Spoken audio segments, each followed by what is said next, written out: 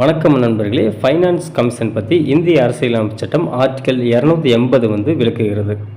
இந்த கேள்வியில் ஃபைனான்ஸ் கமிஷனர்களுடைய தலைவர்களுடைய வரிசையை பொறுத்து சொல்லி கேட்டிருக்கிறாங்க. நண்பர்களே, எனக்கு தெரிஞ்சு ஃபைனான்ஸ் கமிஷனர்களின் வரிசையை கொடுத்துட்டு அதை பொறுத்துக்க சொல்லி எனக்கு தெரிஞ்ச 10-15 முறையாவது டிஎன்பிஎஸ்சியில் கேள்வியில் கேட்டிருப்பாங்க. அதனால் நம்ம ஃபைனான்ஸ் கமிஷன்களின் வரிசையை நம்ம தெரிஞ்சு வச்சுக்கிறது ரொம்ப ரொம்ப நல்லது. இப்போ நம்ம இந்திய நிதி ஆணையர்களின் வரிசையையும் அவர்களை நம்ம எப்படி ஈஸியாக ஞாபகம் வச்சுக்கலாம் அப்படிங்கிறத பார்க்க போகிறோம்.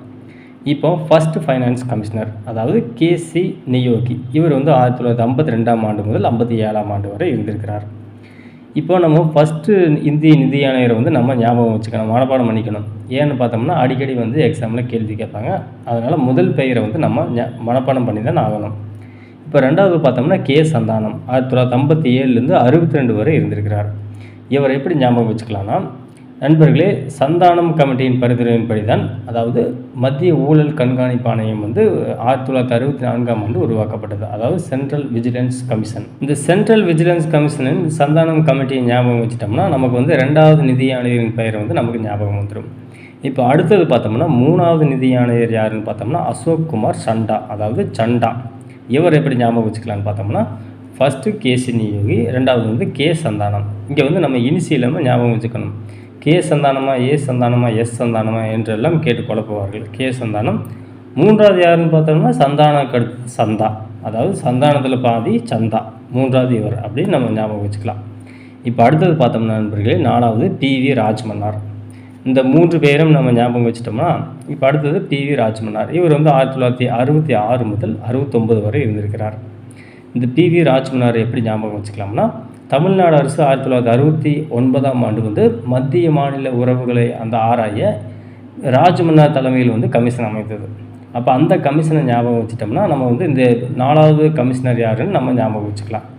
இப்போ இந்த 4 பெயரையும் ஏதாவது ஒரு விதத்தில் தொடர்புபடுத்தி முதல் 4 பெயரையும் ஈஸியாக நம்ம மனப்பாடம் பண்ணிக்கலாம். ஈஸியாக ஞாபகத்துக்கும் வந்துடும்.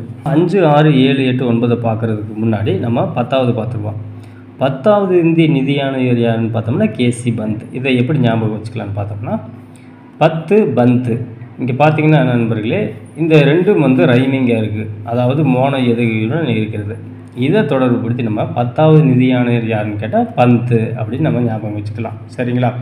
இவர் 1995 முதல் 2000 வரை நிதி ஆணையராக இருந்திருக்கிறார். அடுத்ததான் 11 ஸ்கிப் பண்ணிவிட்டு நம்ம 12 பார்ப்போம். 12வது நிதி ஆணையர் யாருன்னு பார்த்தோம்னா சி ரங்கராஜன். இவர் 2005லேருந்து 2010 வரை இருந்திருக்கிறார்.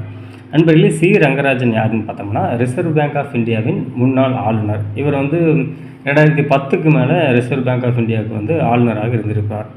இப்போ இந்த ஆளுநரை தொடர்புபடுத்தி நம்ம 12 சி ரங்கராஜன் அப்படின்னு நம்ம ஞாபகம் வச்சுக்கலாம் ஓரளவுக்கு. இப்போ 10, 12 நம்ம ஓரளவுக்கு ஞாபகம் வச்சுக்கலாம்.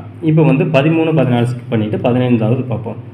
நம்ம டிஎன்பிஎஸ்சி எக்ஸாமுக்கு படிக்கிறவங்களுக்கெல்லாம் ஞாபகம் இருக்கும். என்கே சிங் நம்ம அடிக்கடி படிச்சிருப்போம். அப்போ 15வது நிதி ஆணையர் என்கே சிங்னு நம்ம ஞாபகம் வச்சுட்டோம்னா, அதாவது இவருடைய பதவிக்காலம் 2020லேருந்து 26 வரை இருந்திருக்கிறது. சரிங்களா? அதாவது 2026 வரை இருக்கும். இப்போ அடுத்ததாக பார்த்தோம்னா கடைசி இப்போது இருக்கிற நிதி ஆணையர் அரவிந்த் பனகாரியா. இவருடைய ஆணையம் 2026 தான் இவருடைய ஆணையம் செயல்பாட்டுக்கு வரும். இந்த 1, 2, 3, 4, அப்புறம் 10, 12, அப்புறம் 15, 16 இந்த நிதி ஆணையர்கள் நண்பர்களே, நம்ம ஒன்றை தொடர்புபடுத்தி 2-3 டைம் படித்தோம்னால நமக்கு மனப்பாடம் ஆகிடும். இப்போ நம்ம பண்ண வேண்டிய விஷயம் என்னென்னா, முதல் 4 நமக்கு தெரியும், நம்ம ஈஸியாக மனப்பாடம் பண்ணிக்கலாம். அப்போ கடைசி 4 நம்ம மனப்பாடம் பண்ணணும். அப்படின்னா நமக்கு 16, 15 நமக்கு தெரியும். 14, 13 நம்ம ஞாபகம் வச்சுட்டோம்னா கடைசி 4 நமக்கு ஞாபகம் இருந்துடும். இப்போ என்கே சிங்க்கு முன்னாடி YV ரெட்டி நண்பர்களே. இவருடைய முழு பெயர் யாகா வேணுகோபால் ரெட்டி. இவர் 2015லேருந்து 2020ஆம் காலகட்டம் வரை இவருடைய தலைமையில் நிதி ஆணையம் செயல்படுகிறது இருக்கிறது. அதாவது 15 என்கே சிங், 14 YV ரெட்டி. அப்போ 13 யாருன்னு பார்த்தோம்னா YV ரெட்டிக்கு முன்னாடி Y கேல்கர். இந்த Y ஞாபகம் வச்சுக்கோங்க, YV ரெட்டி. அப்போ இவருக்கு முன்னாடி யாருன்னு பார்த்தோம்னா Y கேல்கர், அதாவது விஜய் Y கேல்கர். இந்த YV ரெட்டியும் Y கேல்கரையும் ஞாபகம் வச்சிட்டோம்னா இவர்களுடைய முழு பெயரை நம்ம ஞாபகம் வச்சுக்கலாம். இந்த 8 ஆணையர்களையும் கூடவே 12, 10 நம்ம ஈஸியாக ஞாபகம் வச்சுக்கலாம். இப்போ மீதம் இருக்கிற எத்தனை பேருன்னு பார்த்தோம்னா 6 பேர் தான். இப்போ 6 பேர் தான் நம்ம மீதம் இருக்கிறவர்களை மனப்பாடம் பண்ணணும். அடுத்ததாக நம்ம பந்தும் சி ரங்கராஜன் நமக்கு தெரியும். இப்போ இவர்களுக்கு இடையில் நம்ம யார் இருக்கான்னு கண்டுபிடிக்க நம்ம வந்து ஏஎம் குஸ்ரோ வந்து நம்ம 1-2 முறை படித்தோம்னால நம்ம ஞாபகம் வச்சுக்கலாம். எப்படின்னா கேசி பந்த், சி ரங்கராஜன் இவர் வந்து 10, 12 என்ற வரிசையில் வந்து வருகிறார்கள். இப்போ இவர்களுக்கு இடையில் வந்து ஏஎம் குஸ்ரோ நம்ம வந்து மெமரி பண்ணிட்டோம்னா நமக்கு வந்து ஈஸியாக ஞாபகத்துக்கு வந்துடும். அந்த 10க்கு முன்னாடி பாருங்களேன், 8வது வந்து ஒய்பி சவான், 9வது வந்து என்கேபி சால்வே. அதாவது சவான் சால்வே இந்த ரெண்டும் பார்த்திங்கன்னா ரைமிங்காக இருக்குது. இப்போ ஃபஸ்ட்டு என்ன இடம் பெறுகிறதுனா சவான், அதாவது இச் கூட்டல் ஆ சவான். முதலில் வருவது சா, இரண்டாவது வருவது சா.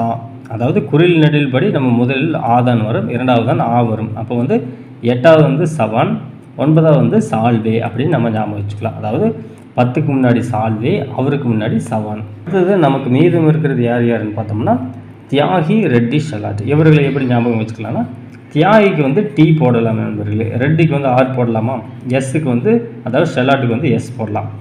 இப்போ டிஆர்எஸ் அதாவது டி ராஜேந்திரன், அவருடைய மகன் வந்து சிலம்பரசன் அப்படின்னு ஞாபகம் வச்சுட்டோம்னா அதாவது டிஆர்எஸ்.